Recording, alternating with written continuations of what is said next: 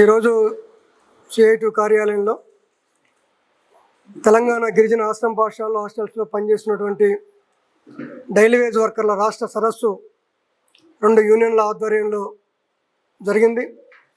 ఇవాళ గిరిజన సంక్షేమ శాఖలో సుమారు 3,500 మంది డైలీ వేజ్ వర్కర్లు గత 30 సంవత్సరాలుగా పనిచేస్తున్నారు. వీళ్ళందరూ కూడా గిరిజన విద్యార్థుల్ని వాళ్ళకి భోజనాలు వండి పెట్టి వాళ్ళని శుభ్రంగా ఉంచి వాళ్ళ ఉన్నత స్థాయికి ఎదిగేందుకోసం తమ జీవితాలను మొత్తం దారపోస్తున్నారు. వీళ్ళందరినీ పర్మనెంట్ చేయాలని గత ఉమ్మడి ఆంధ్రప్రదేశ్ ప్రభుత్వం ఉన్నప్పుడే, రాజశేఖర రెడ్డి గారు ముఖ్యమంత్రిగా ఉన్నప్పుడే 2008లో 2010లో ఉన్నత స్థాయి కమిటీ సమావేశంలో తీర్మానం చేశారు. కానీ ఈ రోజు వరకు వాళ్ళని పర్మనెంట్ చేయలేదు. తెలంగాణ వచ్చిన అనంతరం కూడా జీవో నెంబర్ 16 ప్రకారం వీళ్ళందరూ రెగ్యులర్ కావాలి. కానీ జీవో నెంబర్ 16లో డైలీ వేజ్ అనే పదం లేదనే టెక్నికల్ కారణంతో వీళ్ళందరినీ పర్మనెంట్ చేయకుండా పక్కన పడేశారు. ఇప్పుడు చివరికి వచ్చేసరికి ఉన్న జీతాలను కూడా తగ్గిస్తూ రాష్ట్ర ప్రభుత్వం నిర్ణయం తీసుకుంది. గత 30 సంవత్సరాలుగా వీళ్ళకి జిల్లా కలెక్టర్ యొక్క గెజెట్ ప్రకారం వీళ్ళకి జీతాలు వస్తున్నాయి. ఒక్కొక్క జిల్లాలో సుమారు 15,000 నుంచి 26,000 వరకు వీళ్ళకి వేతనాలు ఇవాళ వస్తూ ఉన్నాయి. కానీ ఇటీవల తెలంగాణ రాష్ట్ర ప్రభుత్వం జీవో నెంబర్ 64 ప్రకారం వీళ్ళకి వేతనాలు చెల్లించాలి అని చెప్పేసి మౌఖిక ఆదేశాలు ఇచ్చింది. ఎక్కడైనా ఏ ప్రభుత్వం అయినా ఎవరికైనా ఉన్న జీతాలని పెంచే పని చేస్తుంది. ఏ కార్మికుడైనా ప్రభుత్వం మారితే మా జీతాలు పెరుగుతాయని చెప్పేసి ఆశిస్తారు. కానీ గిరిజన సంక్షేమ శాఖలో మాత్రం ఉన్న జీతాలను మొత్తం తగ్గించి 26,800 ఉన్న వేతనాన్ని 11,700కి తగ్గించారు. ఇది సరైన చర్య కాదు. జీతాలను తగ్గించడం అంటే గిరిజన కార్మికుల యొక్క పొట్టగొట్టడమే.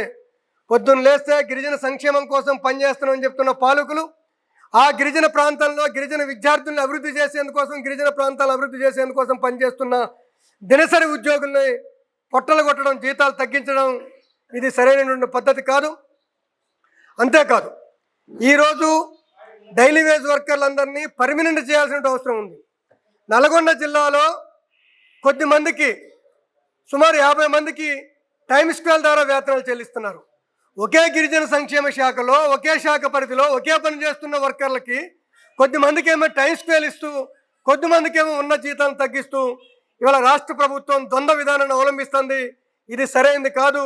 దీని మీద ఇప్పటికే 2 సంఘాలుగా అనేక పోరాటాలు చేసాం, ఆందోళన చేసాం, ప్రజాభవన్లో అనేక వినతి పత్రాలు అందజేశాం, జిల్లా కలెక్టర్లు రాష్ట్ర ప్రభుత్వానికి రాశారు, పంచాయతీరాజ్ శాఖ మంత్రి సీతక్క గారు గిరిజన సంక్షేమ శాఖ కార్యదర్శి గారికి లేఖ రాశారు.